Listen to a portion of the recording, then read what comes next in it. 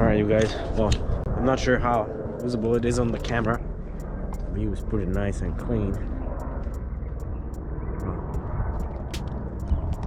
Yesterday I finished up this thing, cleaned it kind of inside and out, pretty clean. And then I cleaned my rims too, changed the spark plugs on it, nothing crazy. But I think it helped a little bit with that rough idle. Well, it's not that rough anymore, but still not where it's supposed to be. Another thing is, you know, yesterday when I freaking drove the Integra and I started doing the gimmicks, so now I grabbed my freaking cheap-ass camera, I looked into the cylinders and nothing is really off. I looked at the top of the pistons and they don't look any unusual. Maybe I should replace this too, huh? It's wearing out. But yeah, what I'm gonna do is I throw out another set of spark plugs, an older set of spark plugs that work fine. But I don't know, we're gonna have to see what's exactly going on with it, and I hope it's really just the spark plugs or the distributor or something easy. I'm gonna show you guys another Integra stuff video today, which is not too bad because what I'll be doing is injectors. And on this car specifically, it's pretty easy to do these. All you gotta do is pull this fuse from the bottom. But hold on, oh, this is recording me. So I record this sheet. Trying to make it visible with the light. Okay, you're gonna have spare fuses. I can't talk. You're gonna have spare fuses on the left side. Your fuel pressure fuse is gonna be the second one on the middle, at least on the 98 model, because it differentiates between models. I heard it's gonna be an M15 fuse sitting there. This 15 fuse is for the fuel pump. That's how you start the process with. And then pretty much what you do, you turn the key and start the car. And if you pull the right fuse for the fuel pump, it's not gonna receive fuel and just die off, or mine didn't even start up. And once you're done starting the engine, you can kind of start getting on it. Just want to kind of show how simple it is. Now I'm supposed to use the tool on this. Can't even grab it, and freaking moth, get out of the way, dude. Like, goddamn.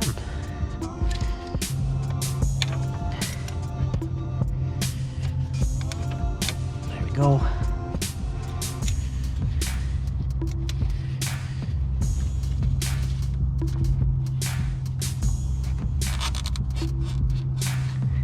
Okay.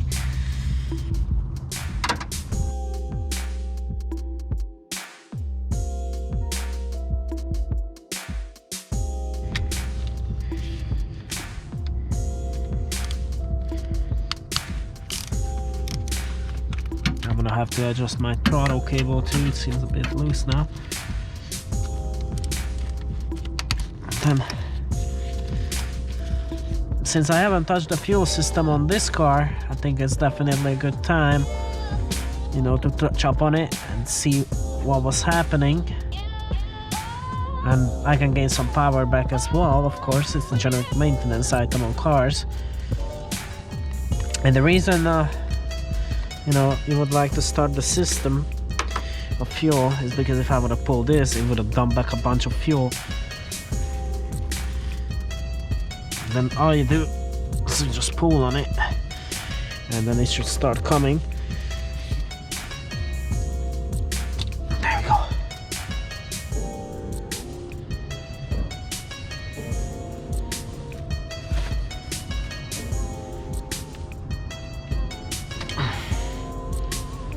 Okay, well, pretty much that's it. I like to mark them, but this is number 1 actually. Prefer to mark it on a spot that's like not getting touched or, you know, seen. So anything like that, like number 1. It seems like on my number 4 cylinder I have a little bit of like soot building up, but yeah, it's normal. I mean, the car has 150,000 miles and I don't think it's been tampered with. Yeah, what's up you guys? Well, I'm not sure if you guys can help me out with this one. I'm trying to learn about the fuel dampener, whatever you call it, pretty much, because there is no, I don't know, I found them on both names.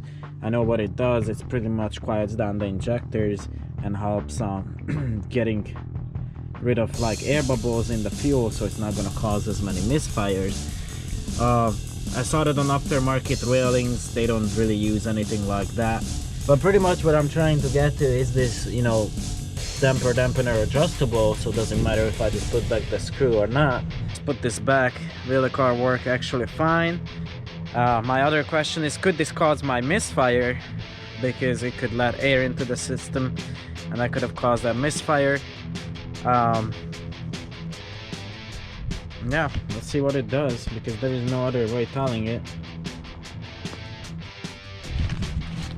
Well, now here comes a little bit of promotional talk, because RC fuel injections is always, you know, super awesome with the whole service, with, you know, service intervals and everything.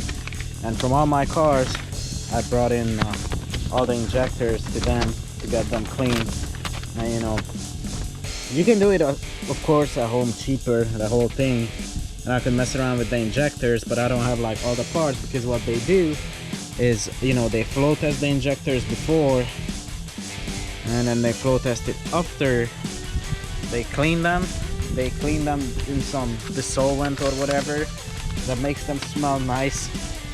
Yeah, I know, it's pretty crazy. And another thing is, they take all the old stuff off from your injector through all the little rubber shits, spacers, or even the filters that they have. I'm not sure if it's visible,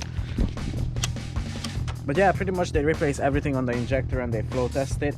And they even told me that, you know, because he thought it's a race car or anything like that, which is not the case yet.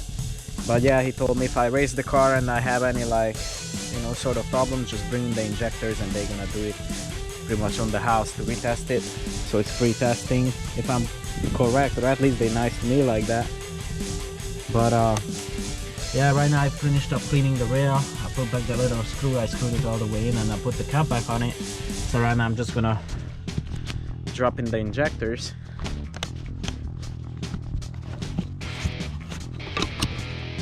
And the coolest part about RC, you know, they really pick up your injectors, and I had them numbered, which I guess the solvent took off. But look, the sealing cap he put on is pretty much just numbered, so I know which one is which, or was which. But let me look at it. Shit is like minty clean. It's so amazing. Now in injectors, I'm gonna have a short tip for y'all. It's pretty much what you wanna do. You know, the O-rings or gaskets, you wanna put a little bit of oil both sides on this one, because what happens is you can rip the gasket once you slide it in here, and then if you rip the gasket, you're just gonna have another fuel leak, which you don't want, because it can cause fires. You want to put in injectors first in the rail and then put it in the intake, but I'm not sure if the gasket is easier to put it in with being on the injector, or I have to put it in the intake. And a lot of people said to take this gasket off, put it in the intake, but you know, we'll see.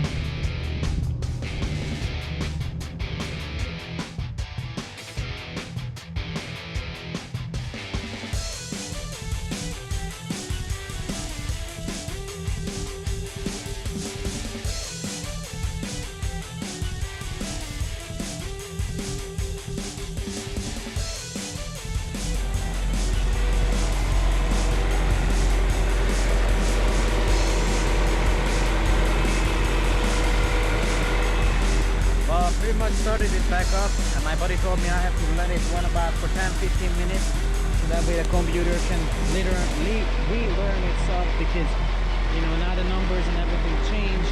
And he told me to pull, I mean, of course you have to pull the negative battery terminal, but you know, he told me to let the computer pretty much reset itself, and then now it has to relearn itself. is, you know, once you put in fresh new injectors and you mess with the fuel system, you always want to check it for leaks. Make sure it doesn't leak, you know, either from the rail that's coming in by or the line. You want to make sure the injectors by the gaskets are not seeping either from the rail part or you know, from the bottom part where they go into the manifold. Or so yeah, you always want to double check those things, because you don't want fuel splashing out and then you're driving and there is, you know, a spark or something somewhere and it lights up your engine bay, or you know, you have it leaking out.